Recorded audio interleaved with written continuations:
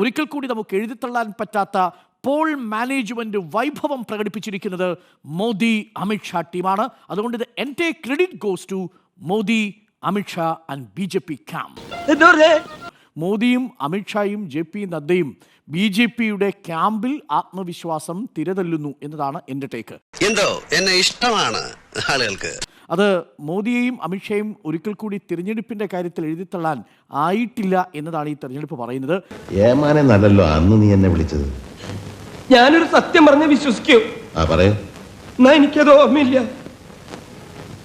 എങ്ങനെയാണ് ഒരു Paul manage ചെയ്യേണ്ടത്?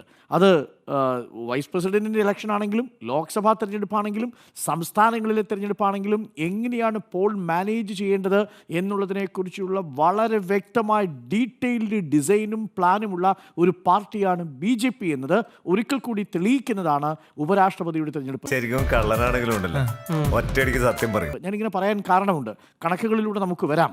അതിനു മുമ്പ് ഇപ്പോൾ കിരൺ റിജ്ജുവിൻ്റെ ഒരു ട്വീറ്റ് നേരത്തെ വന്നിരുന്നു. കിരൺ റിജ്ജു തെരഞ്ഞെടുപ്പിൻ്റെ വിജയത്തിന് ശേഷം കിരൺ റിജ്ജു അഭിനന്ദിച്ച വാചകം ഇതാണ്: special thanks to some MPs of India alliance who voted with conscience for NDA candidate in the vice president election. India മുന്നണിയിലെ MP-മാർക്ക് നന്ദി പറയുകയാണ്. നിങ്ങൾ നിങ്ങളുടെ ആത്മാവിൻ്റെ വിളി കേട്ട് NDAയുടെ CP രാധാകൃഷ്ണനെ വിജയിപ്പിച്ചതിലും പിന്തുണ പ്രഖ്യാപിച്ചതിലും NDAയുടെ മന്ത്രി, പാർലമെന്ററി കാര്യ മന്ത്രി നന്ദി പറയുകയാണ്. ഹലോ, സംശയമൊന്നുമില്ലല്ലോ അല്ലേ? എന്താണ് യഥാർത്ഥത്തിൽ സംഭവിച്ചത്? നമ്മൾ വൈസ് പ്രസിഡന്റ് തിരഞ്ഞെടുപ്പിനെ ഞാൻ വളരെ സൂക്ഷ്മമായി വിലയിരുത്തണമെന്ന് പറയുന്ന ആളാണ്. രണ്ട് രീതിയിൽ: ഒന്ന്, സ്ഥാനാർത്ഥി പ്രഖ്യാപനം വരെയുള്ള രാഷ്ട്രീയ നീക്കം, അതിനുശേഷം മുന്നണികളെ ഒപ്പം നിർത്താൻ കഴിഞ്ഞത്, ഇത് നൽകുന്ന സന്ദേശം എന്നിങ്ങനെ മൂന്ന് പ്രധാനപ്പെട്ട കാര്യങ്ങളായിട്ട് നമുക്കതിനെ എടുക്കാം.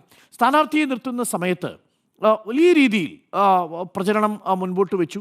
അതിൽ നമ്മളൊക്കെ പ്രതീക്ഷിച്ചത് ആരിഫ് മുഹമ്മദ് ഖാൻ അടക്കമുള്ള ആളുകളൊക്കെ വരും എന്നുള്ളതാണ്. ഒരു വേള ശശി തരൂരിൻ്റെ പേരൊക്കെ പരിഗണിക്കുന്നു എന്ന തലത്തിലുള്ള വലിയ ചർച്ചകളൊക്കെ നടന്നു. പക്ഷേ BJP വളരെ കൃത്യമായിട്ടുള്ളൊരു മെസ്സേജാണ് കൊടുത്തത്. CP രാധാകൃഷ്ണൻ എന്ന് പറയുന്നത് കാര്യം നോക്കൂ, BJPയുടെ തിരിച്ചുവരവ് ചെറുതല്ല കേട്ടോ. തോർത്തുകൊണ്ട് നിവർത്തി തോട്ടിലെ വെള്ളത്തിൽ മാമനും മോനും കൂടെ പരൽമീനുകളെ പിടിച്ച് കളിച്ചിട്ടുണ്ടാവും. ആ ഈരിഴ തോർത്ത് വിരിച്ചാൽ ശ്രാവിനെ കിട്ടുമെന്ന് വിചാരിച്ച് വെറുതെ നനയണ്ടോ, ഇത് കാരണം ജഗദീപ് ധൻകർ വളരെ പെട്ടെന്ന് അപ്രത്യക്ഷമാവുകയും രാജിവെച്ചൊഴിയുകയും BJP ക്യാമ്പിൽ ഇത് വലിയ മ്ലാനത പടർത്തുകയും ചെയ്തു. അവിടെ നിന്നുള്ള തിരിച്ചുവരവാണല്ലോ വിളിക്കണം. പ്രതിപക്ഷം ജഗദീപ് ധൻകറിൻ്റെ വിഷയത്തിൽ പാർലമെന്റിൽ ഉയർത്തിയ കൊടുങ്കാറ്റ് നമ്മൾ കണ്ടതാണ്.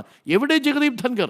ജഗദീപ് ധൻകർ വീട്ടുതടങ്കലിലല്ലേ എന്ന ചോദ്യങ്ങൾക്ക് മറുപടി പോലും പറയാൻ കഴിയാതെ നിൽക്കുന്ന സാഹചര്യത്തിൽ അത് ജഗദീപ് ധൻകർ വളരെ കൃത്യമായി പാർട്ടിയെ പ്രതിരോധത്തിലാക്കിയ സമയത്താണ് CP രാധാകൃഷ്ണനെ നിശ്ചയിച്ചുകൊണ്ടുള്ള BJPയുടെ വരവ്. CP രാധാകൃഷ്ണനെ നിശ്ചയിച്ചപ്പോൾ എന്ത് മെസ്സേജാണ് കൊടുത്തത് NDA? ആ സ്ഥാനാർത്ഥി നിർണ്ണയത്തിലുണ്ടല്ലോ ആ രാഷ്ട്രീയ കൗശലം. അടുത്ത വർഷം തെരഞ്ഞെടുപ്പ് നടക്കാൻ പോകുന്ന സംസ്ഥാനമല്ലേ തമിഴ്നാട്. ഉപദേശീയത എന്നുള്ളത് രാഷ്ട്രീയത്തിൽ, സബ് നാഷണലിസം എന്നുള്ളത് രാഷ്ട്രീയത്തിലെ വലിയ മൂലധനവും ഊർജവുമാണെന്ന് തിരിച്ചറിഞ്ഞ പാർട്ടിയുടെ പേരാണ് BJP എന്ന് പറയുന്നത്. നീ ആരെയാണ് പേടിപ്പിക്കുന്നേ? എന്നെ നിന്നെ കാണാൻ ജോർജ് സാർ ഇവിടെ വന്നിട്ടുണ്ട്. നിന്റെ മുമ്പിൽ ജോർജ് സാർ ഇങ്ങനെ നിൽക്കുന്നുണ്ടേലേ, നീ ജോർജ് സാറിനെ ഇനി കുറെ അറിയാറുണ്ടല്ലേ. അത് വളരെ കൃത്യമായി സമയാസമയങ്ങളിൽ ദേശീയതയും ഉപദേശീയതയും, സബ് നാഷണലിസം, അതായത് തമിഴിയൻ്റെ വികാരം, മറാഠിയൻ്റെ വികാരം, തെലുങ്കിൻ്റെ വികാരം, ഇതൊക്കെ എങ്ങനെയാണ് ഉപയോഗപ്പെടുത്താൻ, രാഷ്ട്രീയമായി ഉപയോഗിക്കുക എന്നുള്ളതിനെക്കുറിച്ച് വ്യക്തമായ ധാരണയും പ്ലാനിങ്ങുമുള്ള ഒരു പാർട്ടിയാണ്. അതുകൊണ്ടാണ് CP രാധാകൃഷ്ണനെ തീരുമാനിക്കുന്നത്. CP രാധാകൃഷ്ണൻ ആണെങ്കിൽ ആ പദവിക്ക് അർഹനാണെന്നാണ് എൻ്റെ പക്ഷം. കാരണം CP രാധാകൃഷ്ണൻ അത്രമേൽ പാർലമെന്ററി അനുഭവമുണ്ട്. 1998 99 അടൽ ബിഹാരി വാജ്പേയിയുടെ സമയത്ത് കോയമ്പത്തൂരിൽ തിരഞ്ഞെടുക്കപ്പെടുക, പാർലമെന്ററി രാഷ്ട്രീയത്തിലാണെങ്കിൽ അങ്ങനെ, ഗവർണർ പദവിയിൽ അദ്ദേഹം സേവനമനുഷ്ഠിച്ച ജാർഖണ്ഡ് ആണെങ്കിലും മഹാരാഷ്ട്രയാണെങ്കിലും ഒക്കെ വളരെ സ്തുത്യർഹമായ രീതിയിൽ അദ്ദേഹം ആ പ്രവർത്തനം നടത്തിയ ആളാണ്. കേരളത്തിൽ സംഘടനാ മികവ് കൊണ്ട് തന്നെ ശ്രദ്ധിക്കപ്പെട്ട നേതാവാണ്. കാരണം കേരളത്തിൻ്റെ പ്രഭാരിയായിരുന്നു. ആ സമയത്ത് ക്രിസ്ത്യൻ വോട്ട് ബാങ്കുകളെ കൂടെ നിർത്താൻ വേണ്ടി CP രാധാകൃഷ്ണൻ എടുത്ത നിലപാട് ശ്ലാഘനീയമാണ് BJPയുടെ പെർസ്പെക്റ്റീവിൽ. അപ്പോൾ വളരെ കൃത്യമായി സ്ഥാനാർത്ഥി പിച്ച് ചെയ്തു. അവിടെ തന്നെ NDAയുടെ ആദ്യത്തെ സ്ട്രാറ്റജി വിജയിച്ചു. ഈ കളി ഞാൻ ജയിക്കാൻ വേണ്ടി മാത്രം കളിക്കുന്നതാണ്. തമിഴ്നാട്ടിന്റെ ഒരു സെന്റിമെന്റ്സ് കൂടി അതിനകത്ത് വരും. DMKയുടെ വോട്ട് ഷിഫ്റ്റ് ആവും എന്ന് കരുതി തമിഴ്നാട്ടിലെ സെന്റിമെന്റ്സിന് വേണ്ടിയിട്ട് പല ശ്രമങ്ങളും എങ്ങനെ നിങ്ങൾ നോക്കൂ, തമിഴ്നാട്ടിൽ കഴിഞ്ഞ തവണ BJPയുടെ അണ്ണാമലയെ കൊണ്ടുവന്നപ്പോൾ ഉണ്ടാക്കിയ തരംഗം ഇതുവരെ നമ്മൾ കാണാത്താണോ? ഒടുവിൽ അണ്ണാമല അവിടെ നിന്ന് മാറ്റേണ്ടി വരുന്ന സാഹചര്യം ഉണ്ടായി. പക്ഷേ അവിടെ നോക്കൂ, BJP തമിഴ്നാട്ടിൽ എങ്ങനെയാണ് കോൺഗ്രസിന് നിലനിൽക്കാൻ പറ്റാതെ പോയത്? അവിടേക്കാണ് BJP എന്ന് പറയുന്ന നാഷണൽ പാർട്ടി കരുതുന്നത്. അതെന്നും ദ്രവിഡ രാഷ്ട്രീയത്തിന്റെ മണ്ണാണ്. അവിടെ പുറത്തു നിന്നൊരു പാർട്ടിക്ക് കോൺഗ്രസിൽ നിന്ന് പിന്നീട് ദ്രവിഡ രാഷ്ട്രീയത്തിലേക്ക് സ്ഥാനത്തേക്ക് പോയി ഒരിക്കലും കോൺഗ്രസിന് തിരിച്ചു വരാൻ കഴിഞ്ഞില്ല. അവിടേക്കൊരു കടന്നുവരവിനാണ് BJP ശ്രമിക്കുന്നത്. CP രാധാകൃഷ്ണൻ നിർത്തുന്നതിന്റെ ഒരു രാഷ്ട്രീയ കൗശലം അവർ ശ്രമം നടത്തിക്കൊണ്ടിരിക്കുന്നു.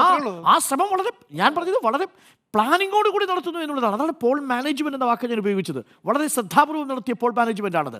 അതിനുശേഷം NDA കോൺഗ്രസിന്റെ സ്ഥാനാർത്ഥി വളരെ പെട്ടെന്ന് കോൺഗ്രസിന്റെ സ്ഥാനാർത്ഥി വേണം. മാർഗരറ്റ് ആൽവെയാണ് ജഗദീപ് ധൻഖറിനോടൊപ്പം എതിരെ മത്സരിക്കാൻ വേണ്ടി നിർത്തിയത്. അന്നത്തെ മത്സരം അപേക്ഷിച്ച് നോക്കിക്കഴിഞ്ഞാൽ നേട്ടമുണ്ടാക്കിയിട്ടുണ്ട്. കാര്യം എന്താ, കഴിഞ്ഞ ലോക്സഭാ തെരഞ്ഞെടുപ്പിന് ശേഷം 2022 ശേഷം ഇന്ത്യ മുന്നണിയുടെ നേട്ടം എന്ന് പറയുന്നത് കഴിഞ്ഞ തവണത്തെ മാർഗരറ്റ് ആൽവ മത്സരിച്ച് 2022 തെരഞ്ഞെടുപ്പിൽ നിന്ന് വിഭിന്നമാണ്. അന്ന് ആ കണക്ക് എന്താ പറയുന്നത്, മാർഗരറ്റ് ആൽവയ്ക്ക് അന്ന് കിട്ടിയത് 182 വോട്ടോ മറ്റോ ആണ്. ഇപ്പോൾ സുദർശൻ റെഡ്ഡിക്ക് കിട്ടിയിരിക്കുന്നതാവട്ടെ 300 വോട്ടുകളാണ്. ഏകദേശം 118 വോട്ടിന്റെ കൂടുതൽ കിട്ടിയിട്ടുണ്ട് ഇന്ത്യ മുന്നണിയുടെ സ്ഥാനാർത്ഥിക്ക്. അന്ന് ഓർമ്മിക്കണം, 55 പാർട്ടി MP-മാര് മാർഗരറ്റ് ആൽവ മത്സരിക്കുന്ന സമയത്ത് ഇന്ത്യ മുന്നണിയിൽ വോട്ട് ചെയ്യാതെ മാറി നിന്ന സാഹചര്യമുണ്ട്. അതായിരുന്നു അന്നത്തെ സാഹചര്യം. അന്നത്തെ സാഹചര്യത്തെ അപേക്ഷിച്ച് ഇന്ത്യ മുന്നണി മെച്ചപ്പെട്ട ഒരു നിലയിലാണ്. അതിൽ 2024 ലോക്സഭാ തെരഞ്ഞെടുപ്പും അതിനുശേഷം രാഹുൽ ഗാന്ധിയുടെ നേതൃത്വത്തിൽ നടത്തിയ ക്യാമ്പയിനും ഒക്കെ ഗുണം ചെയ്തു എന്നതാണ് ഞാൻ മനസ്സിലാക്കുന്നത്. അതുകൊണ്ടാണ് പൂർണ്ണമായും ഞാൻ ഓപ്പോസിഷനെ തള്ളിക്കളയാൻ തയ്യാറല്ല. പക്ഷേ ഇവിടെ NDAയുടെ മികവ് നമ്മൾ കാണാതെ പോകരുത്. ചില നേരത്തെ സത്യങ്ങൾ നുണയായിട്ടേ മറ്റുള്ളവർക്ക് തോന്നും. അവിടെയാണ് സ്ട്രാറ്റജി കിടക്കുന്നത്. അവിടെയാണ് ഞാൻ നേരത്തെ സൂചിപ്പിച്ച മോദിയുടെയും അമിത്ഷായുടെയും പോൾ മാനേജ്മെന്റ് വിജയം കണ്ടിരിക്കുന്നത് എന്നതാണ്. കേരളത്തിൽ തന്നെ ക്രിസ്ത്യൻ വിഭാഗത്തെ BJPയിലേക്ക് അടുപ്പിക്കാൻ ശ്രമിച്ചൊരു നേതാവിനാണോ വളരെ നല്ല രീതിയിൽ ലൈസൺ വർക്ക് ചെയ്യാൻ കഴിയുന്ന മികച്ച പ്രഭാരി എന്ന് പറഞ്ഞാൽ എന്താ? പ്രഭാരിയുടെ പ്രധാനപ്പെട്ട പണി എന്ന് പറയുന്നത് BJPയിലേക്ക് കൂടുതൽ വ്യക്തിത്വങ്ങളെ ആകർഷിക്കുന്ന പണിയാണ്. അതാണ് ചെയ്തുകൊണ്ടിരിക്കുന്നത്. അത് കഴിഞ്ഞാൽ പ്രകാശ് ജാവ്ദേക്കറാണ്, അറിയാലോ, UP ജയരാജനെയൊക്കെ പോയി കാണാൻ പോയത്. അപ്പോൾ എൻ്റെ ടേക്ക് ഇതാണ്, യഥാർത്ഥത്തിൽ ഇത് ഇന്ത്യ മുന്നണി അപകടത്തിലാക്കുന്നു എന്നുള്ളത് വസ്തുതയാണെങ്കിലും പ്രത്യേകിച്ച് ബീഹാർ തെരഞ്ഞെടുപ്പിന് മുൻപിൽ അതിനേക്കാൾ കൂടുതൽ NDAയ്ക്കും പ്രധാനമന്ത്രിക്കും അമിത്ഷായ്ക്കും BJP ക്യാമ്പിനും അത് ആത്മവിശ്വാസം ഇരട്ടിയാക്കുന്നു എന്നുള്ളതാണ് എൻ്റെ ടേക്ക്. ഒരിക്കൽ കൂടി നമുക്ക് എഴുതിത്തള്ളാൻ പറ്റാത്ത പോൾ മാനേജ്മെന്റ് വൈഭവം പ്രകടിപ്പിച്ചിരിക്കുന്നത് മോദി അമിത്ഷാ ടീമാണ്. അതുകൊണ്ട് ഇത് എൻ്റെ credit goes to Modi, Amit Shah and BJP camp. എന്തോ എന്നെ ഇഷ്ടമാണ് ആളുകൾക്ക്.